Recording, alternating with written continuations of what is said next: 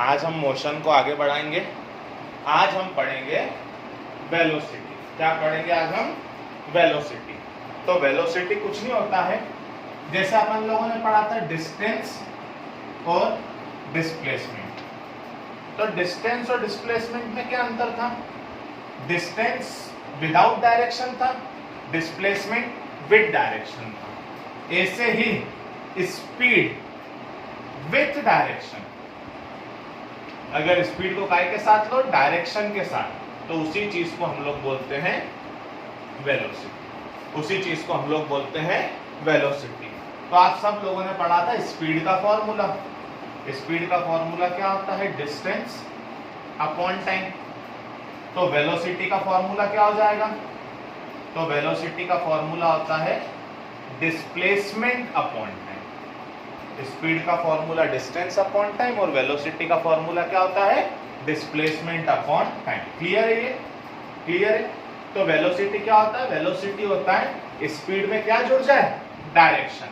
तो स्पीड में डायरेक्शन जुड़ जाए तो उसी चीज को हम लोग बोलते हैं वेलोसिटी। उसी चीज को हम लोग क्या बोलते हैं? वेलोसिटी। बहुत अच्छे से सुनते जाना प्लीज। तो वेलोसिटी वेक्टर क्वांटिटी है। फर्स्ट लेक्चर में क्लियर किया था वेक्टर क्वांटिटी क्या होती है?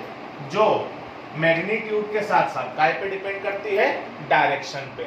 जबकि स्पीड स्केलर क्वांटिटी है, क्योंकि स्पीड डायरेक्शन पे डिपेंड नहीं करती है। वेलोसिटी वेक्टर क्वांटिटी और स्पीड कैसी क्वांटिटी है? Scalar quantity. अब सुनते जाना प्लीज। तो एक जनरल क्वेश्चन कि एक उषा नाम की लड़की है, वो एक पुल में स्विम कर रही है और वो पुल है 90 मीटर का। कितने मीटर का पुल है? 90 मीटर का। तो उषा ने स्विम करा 180 मीटर। कितना मीटर स्विम करा? 180 मीटर। कितनी देर में? 3 मिनट में। तो सबसे पहले तो आप मिनट को सेकंड में कन्वर्ट कर लो। तो मिनट को सेकंड में कन्वर्ट करा तो 1 मिनट में कितने सेकंड होते हैं? 60। तो 3 मिनट में कितने हो जाएंगे? 3 × 60 मतलब कितने सेकंड हो जाएंगे? 180। तो क्वेश्चन ये है कि उषा नाम की लड़की एक स्विम में पूल करी 180 मीटर कितनी देर में? 3 मिनट में। तो उसका आप स्पीड और वेलोसिटी निकालो। क्या निकालो? स्पीड और वेलोसिटी। तो सबसे पहले स्पीड निकाल लो। स्पीड कैसे निकलती है? Distance upon time. तो डिस्टेंस कितनी? 180। टाइम कितना? टाइम भी 180। तो आप ढंग से देखो तो 0 से 0 कट गया, 1 जाता। कितना आ गया? 1 मीटर पर सेकंड। अब हमको निकालना है वेलोसिटी। क्या निकालना है? वेलोसिटी। वेलोसिटी का फॉर्मूला होता है डिस्प्लेसमेंट अपॉन टाइम। वेलोसिटी का फॉर्मूला होता है डिस्प्लेसमेंट अपॉन टाइम। तो डिस्प्लेसमेंट कितना तेरी उषा? 180 मीटर। अब बेटा आप सोचो, उषा इस पुल में 180 मीटर तो तेरी, जबकि पुल कितने मीटर का है? 90 मीटर का। मतलब अगर उसने ए पॉइंट से शुरू करा होगा तो पहले 90 मीटर स्विम करके बी पॉइंट पे गई होगी और फिर बी से उल्टा पलट के 90 मीटर कहां पे आ गई होगी? ए पे। मतलब आप देखो 180 मीटर कैसे? यहां से यहां 90, यहां से यहां 90। तो अगर आप ढंग से देखें तो उसका जो इनिशियल पॉइंट रहेगा वो भी ए रहेगा और जो फाइनल पॉइंट रहेगा वो भी क्या रहेगा? ए। इसलिए उसकी डिस्प्लेसमेंट हो जाएगी 0। अरे बेटा डिस्प्लेसमेंट 0 कैसे हो रही है? समझ में आ रहा है कि नहीं आ रहा है? उषा 180 मीटर तेरी है और पुल कितने मीटर का है? 90 मीटर का। तो पहले वो ए से बी जाएगी 90 मीटर, फिर वापस बी से ए आ जाएगी। कितने मीटर? 90 मीटर। तो 9 है ना, तो डिस्प्लेसमेंट कितना हो जाएगा? 0। और टाइम कितना था? 180। 0 में किसी भी चीज का डिवाइड करो, आंसर कितना आएगा? 0। अब अच्छे से सुनते चलना बेटा। अब ऐसा फिजिक्स शुरू होगा जो 4 चैप्टर तक आपका पीछा नहीं छोड़ेगा। बहुत अच्छे से सुन लेना। तो 2 तरह की वेलोसिटी होती है। एक होती है इनिशियल वेलोसिटी, जिसको हम u से इंडिकेट करते हैं। एक होती है फाइनल वेलोसिटी, इसको हम v से इंडिकेट करते हैं। एक होती है इनिशियल वेलोसिटी जिसको हम u से इंडिकेट करते हैं। एक होती है फाइनल वेलोसिटी जिसको हम काय से इंडिकेट करते हैं? v से।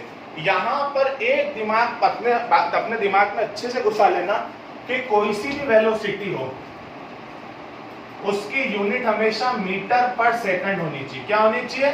मीटर पर सेकंड।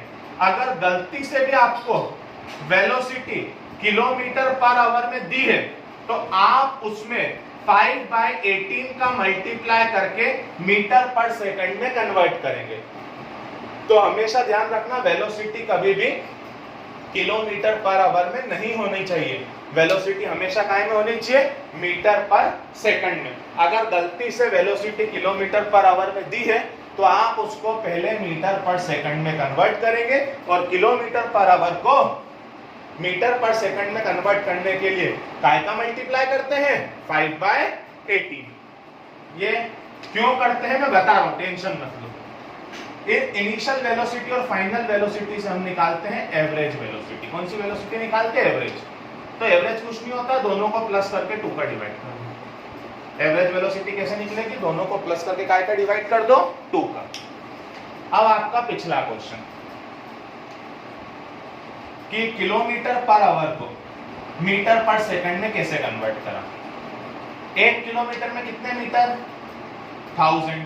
1 आवर में कितने सेकंड? तो 1 आवर में 60 मिनट और 1 मिनट में 60 सेकंड। ये 2 बार 60 × 60 कैसे लिखा समझ में आ रहा है?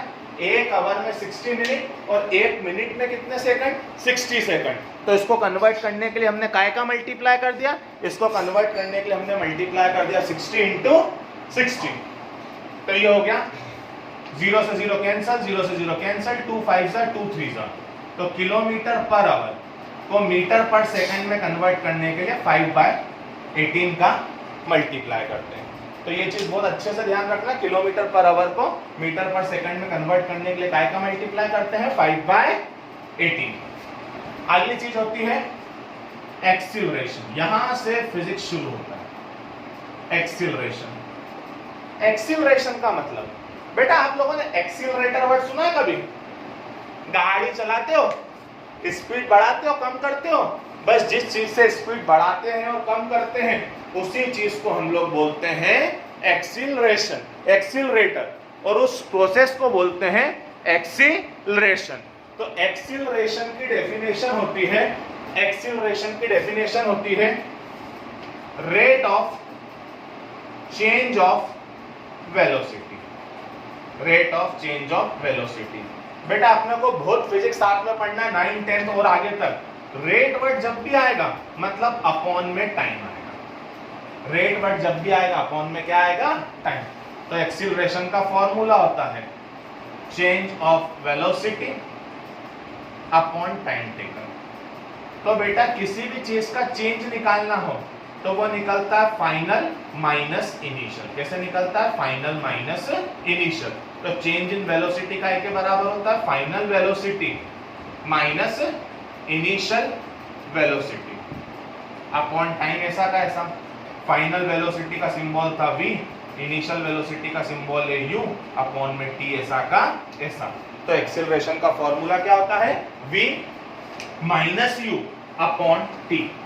चीजें बहुत अच्छे से ध्यान रखना, v और u दोनों की यूनिट होती है मीटर पर सेकंड, टाइम हमेशा होना चाहिए सेकंड में, और एक्सीलरेशन की यूनिट होती है मीटर पर सेकंड स्क्वायर।